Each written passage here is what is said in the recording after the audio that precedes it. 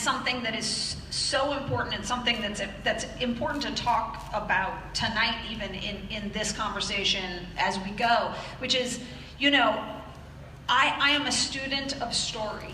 There's a reason that we have told stories for thousands of years. And every once in a while, stories go to the circus, and every once in a while, stories become, you know, an extravaganza of a different kind. But what has lasted since the beginning of time? Story. And the reason that story has lasted, I believe, is because all human beings are sharing a universal experience to a certain extent. We are all struggling for love, wondering what we would do if we could make the world a better place, wondering if we wouldn't, wondering what we would do if we did something terrible, all of these things, like every single person.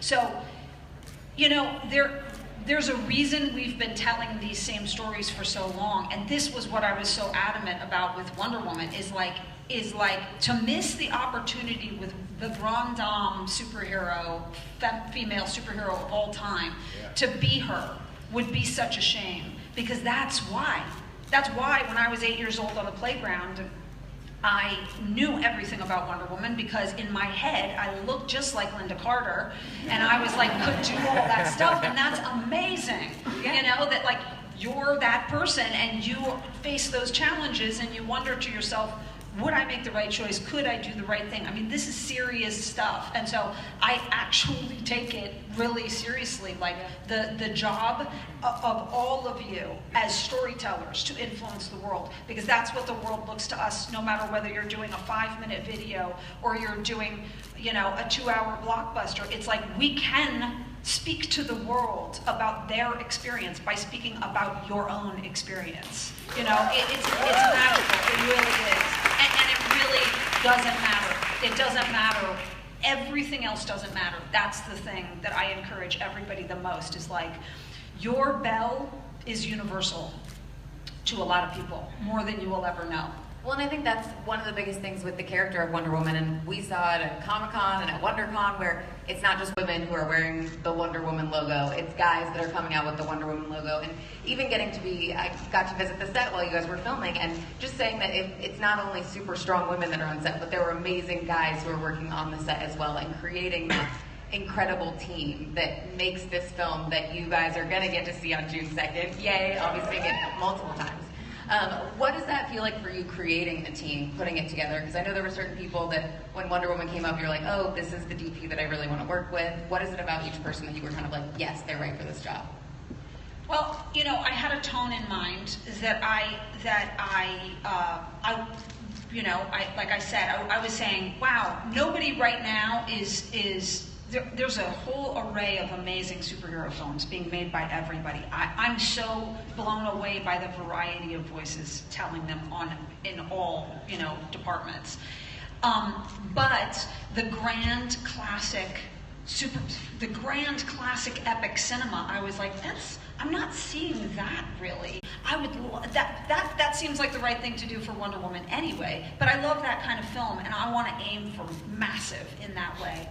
So I was influenced by Superman 1, as I'm saying. Indiana Jones became my second thing, because I was like, okay, cool, what's a great experience that deals with war, but that's a lot of fun, but that's a great guy who's a real earthbound guy. That became a real influence for Steve, where I was like, wow, you run Wonder Woman into Indiana Jones, that's pretty great, you know? Because Indiana Jones is the guy who'd be like, all right, you can do that one. And still be the coolest, machoest guy in the world. And then Casablanca, because I was like, I want a great, grand love story about equals, dealing with a complicated thing. And all three of those things were aiming for like, wow, okay. But that was inspiring to me, you know, to do it that way. So each partner was, I mean, amazing partners, so it wasn't that hard to pick them. But Matthew Jensen and I had been about to work together on a couple other things, and I had already noticed what a talented cinematographer he was. He really has an unbelievable eye, and in our conversations knew how to aim and was interested in aiming for epic. And that's a lot to take on, but was beautiful at shooting film, but has a very modern kind of pop edge to himself. Lindy Hemming is like one of the most legendary costume designers of all time, who did the Batsuit and all the Batmans and everything else you can imagine. The costumes. Yeah. Which are just like mind-blowing. Unbelievable. I mean, she built a whole world out of all of the detail was unbelievable. And then Aline Bonetto, who is the, had done City of Lost Children, Amelie, just these incredible films. You have this person who has done these extremely different things. And Delicatessen, and like, woof, wow, that's incredible. So you have these people, and they all are also very humble and very real artists. And so it's not easy to pull off this tone of a superhero in the real world and a fantasy world.